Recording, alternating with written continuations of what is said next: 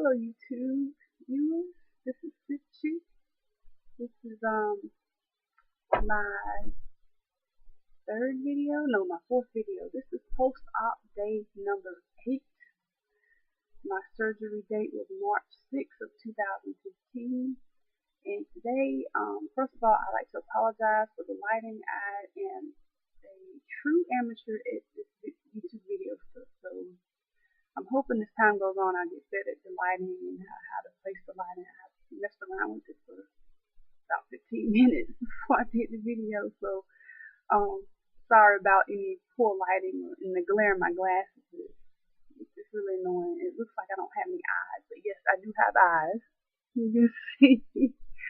But anyway, a little silly humor there. But just want to talk to you today about some things I've been experiencing since my SIPSS procedure on March 6th, which was 8 days ago. I haven't lost any weight since the surgery, and I'm kind of disappointed. And I wasn't going to do a video because I'm like, I hate to be the bearer of bad news, and I don't want to be one of those people that comes up here on YouTube and wham, didn't lose any weight. But I felt like this is the real deal. This is real life. This is what may happen to a lot of people who have weight loss surgery. And it's only been 8 days. It's not like it's been 6 months and I haven't lost anything. So I don't know, maybe I'm not taking in enough liquids.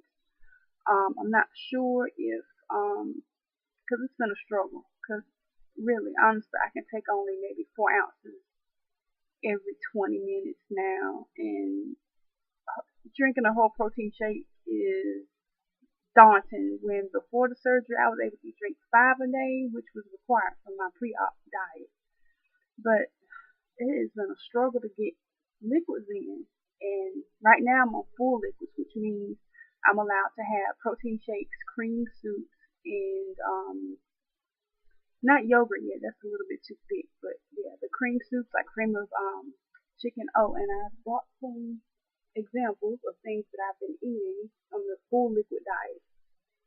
The Campbell's, you can see that, Campbell's cream of chicken with herbs. Whenever you're doing the full liquid diet stage, you want to be very careful not to get cream of soups that have lumps of like little pieces of onion and stuff like that in it, or what they recommend that you do is to get a wire mesh, and I bought one. I don't know what I did with it. So last night I had and I was just so bored with chicken broth. I mean, there's just so much chicken broth you can see in beef broth. I mean, it tastes okay, but you get bored. So what I did, I went on the soup aisle and I found some of those soup starters. One was a Mexican tomato soup and a cheddar cheese cream soup, and I mixed that together, and oh my gosh, it was delicious. But you have to be careful, because in that Mexican soup it did have little pieces of tomato and onion, and I made absolutely sure that I did not. I was so tempted to chew it up, so it's not gonna hurt me. But no, I didn't want to mess anything up with my healing of my stomach. I mean, I feel like it's healed now, but because I'm able to take in more liquid, but I didn't want to chance it. So what I would do, kind of rough, I would just kind of have a napkin, the little pieces, because you can feel it.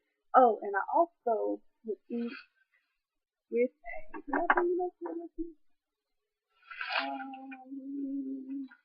I want to say, anyway, I think I had it over here. I think I took it back to the kitchen. Anyway, the little small baby spoons you can buy over in the baby section, like at Target or at Walmart. That's what I use to eat my soup.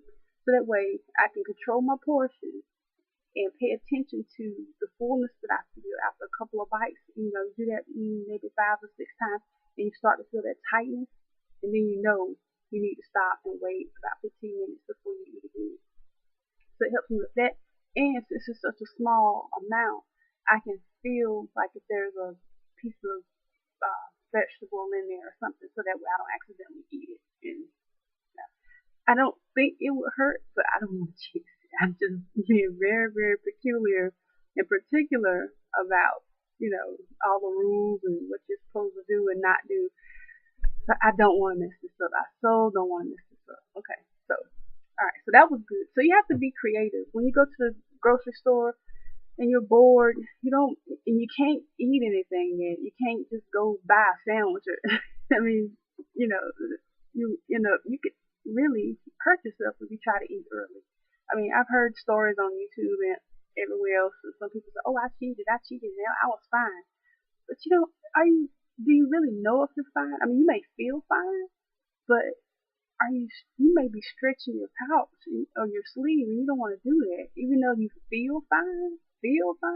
Later on, you may find out that you did some damage that you didn't even realize. So it's best to play it safe until you know from your primary care physician or your bariatric surgeon or nurse that it's okay to do that. So I wouldn't advise just going by how you feel, not all the time. And what I mean by that is if you're say for example you're drinking liquids and you feel like you can take more, something like that, because liquids you can't.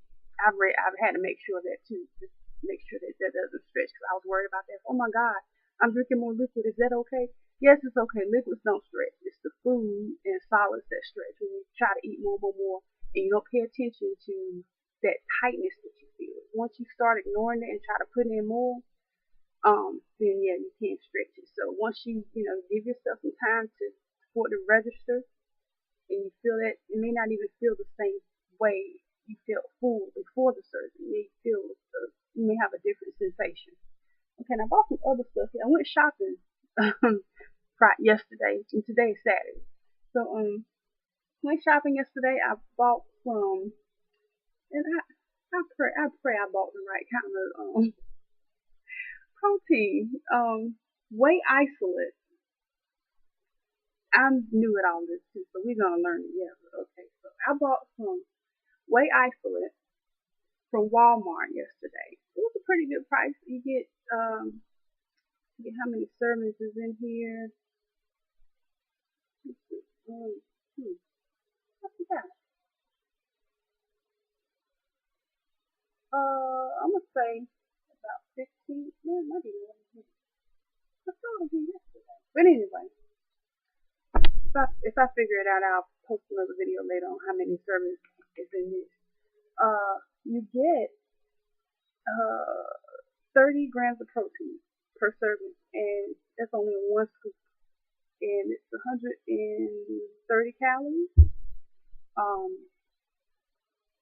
Less than 1 gram of sugar. Sodium is 90 milligrams. That's another thing about protein drinks. Again, this is the whey isolate. Okay. It says 60 grams of protein. I don't know why it says it, because for each scoop, the serving size is 1 scoop. Anyway, if you do 2 scoops, it's 60 grams. But I don't even know how it's going to taste yet. I haven't opened it yet. We'll see. I'll follow up at another time on another video. But that was about $21 at Walmart. And given that the SIPSS is part of the sleeve. I'm sleeve, but I have the reroute. I have one reroute limb that they call it, and it's not the actual sleeve procedure. There's a little bit more going on. There's the malabsorptive part, which is the part where they reroute one part of the limb of your intestine. So, but generally, I'm finding out that SIPSS patients, I think they're pretty much categorized as sleeves, because it's not really, we can't really be Roux-en-Y or gastric bypass. We can't be duodenal switch. So I guess like the main part, the common factor between the 3 surgeries is the sleeves. So I guess that's why, because the reason I say that is because I went to a bariatric support group back on earlier this week on Tuesday. I think it was Tuesday, and we broke out in groups and everything. This was at WakeMed Cary. If anybody is familiar with North Carolina, shout out to Cary. And they have it once a month, Everybody, they have a speaker, and then they break out into talk sessions depending on what type of surgery you're having, or if you're pre-op, you can sit down and talk with the group about that as well. But I was the only SIPSS person that I knew that was in the room, so they had us break out into these groups, and they had the sleeve group, and I know that they told me to go to the sleeve group, so I guess that's the one I can relate to. And since SIPSS is so new, I guess it's kind of hard to really put it in a category, and trying to grasp, like, well, what category should it be? So anyway, enough about that. It is kind of confusing. Another thing I bought was, well, this is my staple. One of my staples, one of my go-tos is let me just say, I hate water. I do not like drinking plain water. I don't know what it is. The only time I can really drink it is if it's cold. But since the surgery, my stomach is really sensitive. So when I drink cold water, I tend to cramp up. I almost kind of ball up. So I don't like doing it. So to make it more enjoyable, after drink water, I have fallen in love with Jolly Rancher watermelon flavored mix for your water. Oh my gosh, these little, man. When I started, they had Jolly Ranchers. Anyway, so they come in these little packets, like the Crystal Light type stuff, and you just put this in an 8-ounce bottle of water, and you shake it up. You drink a little bit off the top, and you put, however more flavor you want. It's more, you add more water. If you want more watered down, of course. If you want it sweeter, you add less water. And also found, now this is, like it says on the box, is new. Oh, other side. It's new. Sugar-free Kool-Aid. I had not seen these in the store. I kept hearing about sugar-free Kool-Aid, but I never found them. And I found these at Kroger. If you're in an area that has a Kroger supermarket, and I believe they're pretty much in the southeast, and I think there are a few up north in Ohio. I don't know about the West Coast, but there may be a chain that may have a different name. But if they do, they may carry the same brand. So yeah, Kroger. So if you want to check, and you may be able to check the Kool-Aid website to see where they sell them. Usually companies have where sold on their website, and you can look by based on your zip code and see where they sell it. And that is all I have. I did want to talk about Isopure.